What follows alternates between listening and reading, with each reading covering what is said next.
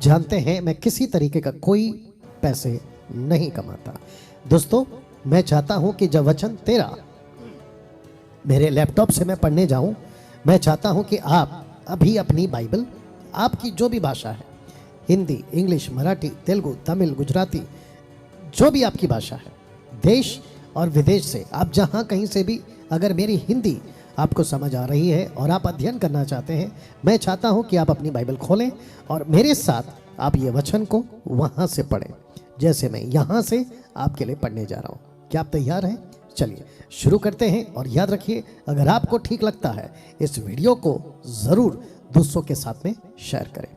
वचन 13, पहला कुरिन्थियों 14 अध्याय वचन 13, 1 Corinthians 14:13 ऑनवर्ड्स लिखा है। पौलुस कहता है, इस कारण जो अन्य भाषा बोले, अन्य भाषा बोले।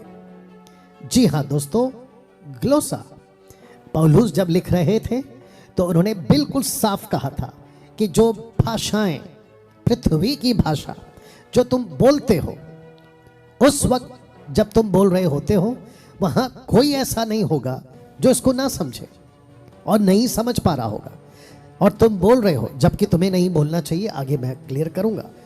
कुरिन्थियों की कलीसिया में परमेश्वर का दान, पवित्र आत्मा का दान एक मकसद के साथ बड़ी तेजी से, जबरदस्त तरीके से, बड़ी तादाद में अन्य जातियों के लोगों को जो मन फिराते थे, कुरिन्थियों की कलीसिया को परमेश्वर का पवित्र आत्मा बड़ी ताकत से देते जा रहा था, जिसके चलते कलीसिया को दान तो मिल गया था, प्रकाशन तो मिलते थे, आश्चर्य कर्म भी होते थे, लेकिन कुरिन्थियों की कलीसिया में डिसिप्लिन नहीं था, अनुशासन नहीं था, जिसके चलते पौलुस ने कहा कि जब भी तुम अन्य भाषा में बातें करो तो जरूरी है कि वहां जो लोग बैठे या तुम्हें सुनते हैं उनको समझ आए। Got it? आज के जैसे नहीं है। आज बहुत लोग बात करते हैं एक ही टाइम, लगातार रिपीटेड, जो कि पौलुस की लिखी हुई ग्लोसा, जिसका स्ट्रॉन्ग है 1100 यानी कि 1100 वो था, वो ग्लोसा या ग्लोसोलालिया, अर्थ पृथ्वी की भाषा जो कहीं ना कहीं बोली या कहीं ना कहीं समझी जाती है। आजकल की जो कलीसियाओं में बोली जाती है और बड़ी तादाद में, लाखों की तादाद में, वो है जिब्रिश। जिब्रिश का मतलब है कि आप बड़बड़ तो कर रहे हो, बोलते तो जा रहे हो, लेकिन ना तो उसकी कोई लिपि है, ना उसका कोई अर्थ है, ना कोई उसको समझ सकता है। ऐसे मूर्ख बनाते हैं मूर्ख बनाने वाले, और उनकी भी गिनती मैं मूर्खों में रखता हूं, बल्कि महामूर्खों में रखता हूं। बहुत ध्यान से सुनिएगा। जो रभा रभा शबा शबा सिखाकर कहते हैं कि आपको समझने की जरूरत नहीं है, जबकि सरासर गलत है। ये इस प्लेनेट का कोई भी बड़ा पास्टर या बड़ा सेवक अगर ऐसे सिखाता है कि आप जो बोल रहे हो आपको उसको समझने की जरूरत नहीं है, वो व्यक्ति पक्का शैतान की ओर से है, या वो पक्का शैतान की ओर से है। ओके, अब जरा ध्यान से वचन 13 का आगे का पार्ट सुनिए। लिखा है, तो वह प्रार्थना करे। कौन? जो अन्य भाषा में बोल रहा है वो प्रार्थना करे प्रभु से कि प्रभु जी, मैं जो अभी बोल रहा हूं मुझे उसका अनुवाद दीजिए। वाह! तो व्यक्ति जो बोल रहा है, व्यक्ति जो भाषाओं में उन दिनों में बातें करता था, पौलुस कहता था उसको कि तुम प्रार्थना करो कि तुमको उसका अनुवाद मिले। बहुत जरूरी है। पता है क्यों? क्योंकि शैतान ऐसी कोई भाषा में, जिसका डर पौलुस को था, ऐसी कोई भाषा में यीशु को श्रापित बुलवा सकता था या बुलवा सकता है। और आज की तारीख में जो रबा रबा शबा शबा चलता है, इसमें कोई शक नहीं है कि कुछ सेवकों की मूर्खता के चलते कलीसियाओं के अंदर बड़ी तादाद में इसको बोला जा रहा है, और हम नहीं जानते, आप नहीं जानते, और जो बोल रहे हैं वो भी नहीं जानते। अभी जो मुझे सुन रहा है शायद आप बोलते होंगे, ना जाने कितनी बार शैतान ने आपकी जबान से, पहला कुरिन्थियों 12 अध्याय वचन 2 और 3 पढ़ लीजिएगा, यीशु को श्रापित बुलवा चुका होगा। आपको लग रहा होगा कि मैं तो प्रभु की भाषा में बात कर रहा हूं, जबकि वो भाषा परमेश्वर ने कभी दी ही नहीं थी। बहुत साफ सुनिएगा मुझे, कभी नहीं दी थी। ऐसी किसी प्रकार की भाषा का जिक्र बाइबल में नहीं है। तो जिसके चलते पौलुस कहता है कि जो अन्य भाषा बोले वो प्रार्थना करे कि प्रभु मुझे इसका अनुवाद चाहिए। अगर अनुवाद नहीं है, जो कि मैं पार्ट 3 में जब बात करूंगा, तो पौलुस कहता है कि अगर अनुवाद नहीं है, वचन 27 से कहता है वो चुप रहेगा। कलीसिया में उसको बोलने की इजाजत नहीं है। मेरा क्वेश्चन आपसे, क्या आज ऐसा हो रहा है आपके चर्च में?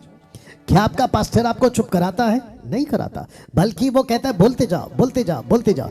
मैं इसको महामूर्ख नहीं बोलूं तो और क्या बोलूं? You understand now? वचन 14 लिखा है कि इसीलिए अगर अनुवाद आपको नहीं मिल रहा है और तुम बोले जा रहे हो, तो कहता है कि इसीलिए यदि मैं अन्य भाषा में प्रार्थना करूं तो मेरी आत्मा प्रार्थना करती है, परंतु मेरी बुद्धि काम नहीं देती। मेरी आत्मा प्रार्थना करती है। कौन सी भाषा? जो पृथ्वी पे उन दिनों में कहीं ना कहीं बोली जा रही थी।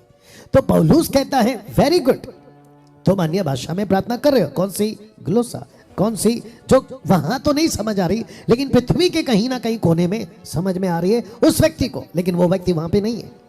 यही तो उसने कहा था वचन 14 का 2 में, माफ करना अध्याय 14 के 2 में, कि जो बोलता है उसको कोई नहीं समझता। क्यों? क्योंकि वो वहां पे नहीं है। और जो बोल रहा था उसको समझने के लिए कोई पृथ्वी पे कहीं ना कहीं होगा, लेकिन वो उस वक्त में वहां पे नहीं है। तो कहता है कि परंतु मेरी बुद्धि काम नहीं देती। You understand? परमेश्वर का दान आपको मिला, उन दिनों की बात कर रहा हूं। आज इसकी जरूरत नहीं है, क्योंकि आज ऑलरेडी सब लोग एजुकेटेड है। पृथ्वी पे कम से कम 6,000 से भी ज्यादा भाषाएं बोली जाती है। कई हजार तादाद में लिपीज बन चुकी हैं। आपको अगर कोई भाषा नहीं आती तो आपका कोई दोस्त, आपका पड़ोसी, आपका मित्र, आपका गांव वाला, कोई सरपंच आपके लिए उसको अनुवाद कर सकता है। लेकिन उन दिनों में ऐसा नहीं था। एजुकेटेड लोग नहीं थे, एजुकेशन उतना डेवलप नहीं हुआ था, पढ़ाई उतनी तादाद पे नहीं थे, स्कूल कॉलेजेस नहीं थे। तो जिसके चलते लोगों को अनुवाद की जरूरत पड़ती थी, और यही दान पवित्र आत्मा ने दिया था। बिल्कुल साफ है। मुझे नहीं पता इतना साफ वचनों को इतना कॉम्प्लिकेटेड और गड़बड़ी वाला कैसे कर दिया। You understand? वचन 15, सो क्या करना चाहिए?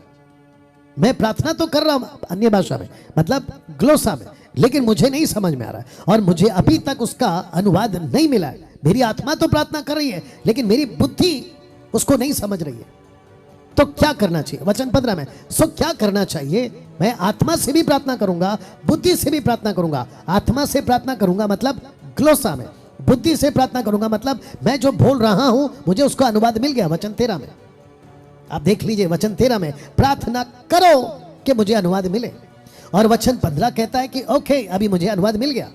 मैं जो बोल रहा हूं मैं उसको जान गया हूं, और मैं जो कह रहा हूं लोग सुन रहे हैं, मैं भी समझ रहा हूं, लोग भी समझ रहे हैं। तब कहता है वचन 15 को फिर पढ़ रहा हूं, सो क्या करना चाहिए? मैं आत्मा से भी प्रार्थना करूंगा, बुद्धि से भी प्रार्थना करूंगा, आत्मा से भी गाऊंगा, बुद्धि से भी गाऊंगा। वाह, सी, तो यहां जोर किस पे है? यहां पे कहीं पे भी अभी तक क्या आपको यह मिला कि तुम जो बोल रहे हो उसको समझने की जरूरत नहीं है? नो, बल्कि पौलुस कहता है आत्मा से भी बोलो, बुद्धि से भी बोलो, आत्मा से भी प्रार्थना करो, बुद्धि से भी प्रार्थना करो। यह है जोर। अगर इसको कोई गलत साबित कर रहा है तो फिर सोच लीजिए उसकी बाइबल नॉलेज कितनी जीरो है, कितनी जीरो है।